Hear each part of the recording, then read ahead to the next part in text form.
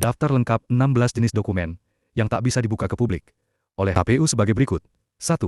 Fotokopi kartu tanda penduduk elektronik dan foto akta kelahiran warga negara Indonesia. 2. Surat keterangan catatan kepolisian dari Markas Besar Kepolisian Republik Indonesia. 3.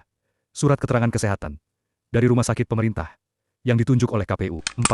Surat tanda terima atau bukti penyampaian laporan harta kekayaan pribadi kepada Komisi Pemberantasan Korupsi. 5. Surat keterangan tidak sedang dalam keadaan pilot dan atau tidak memiliki tanggungan utang yang dikeluarkan oleh pengadilan negeri. 6.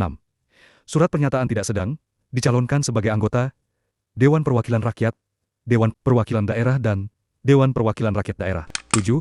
Fotokopi nomor pokok wajib pajak dan tanda bukti pengiriman atau penerimaan. Surat pemberitahuan tahunan pajak penghasilan wajib, pajak orang pribadi selama 5 tahun terakhir. 8. Daftar riwayat hidup, profil singkat, dan rekam jejak setiap bakal calon. 9. Surat pernyataan belum pernah menjabat sebagai presiden atau wakil presiden selama 2 kali masa jabatan dalam jabatan yang sama. 10.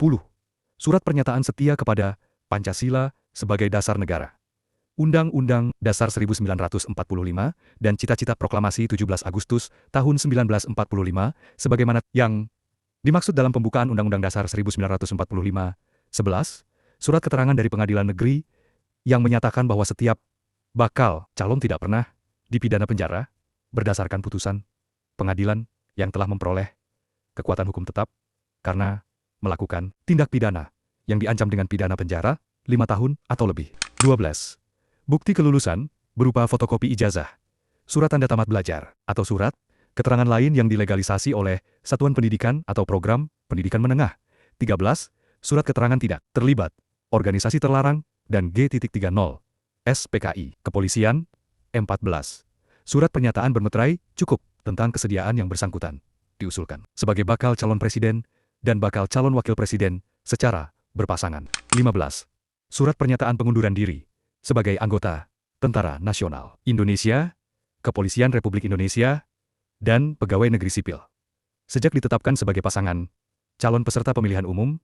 16. Surat pernyataan pengunduran diri dari karyawan atau pejabat badan usaha milik negara atau badan usaha milik daerah sejak ditetapkan sebagai pasangan calon peserta pemilu. Jika dokumen ini tertutup, maka kita sebagai warga sipil, bagaimana caranya untuk melihat riwayat pemimpin yang akan dipilih?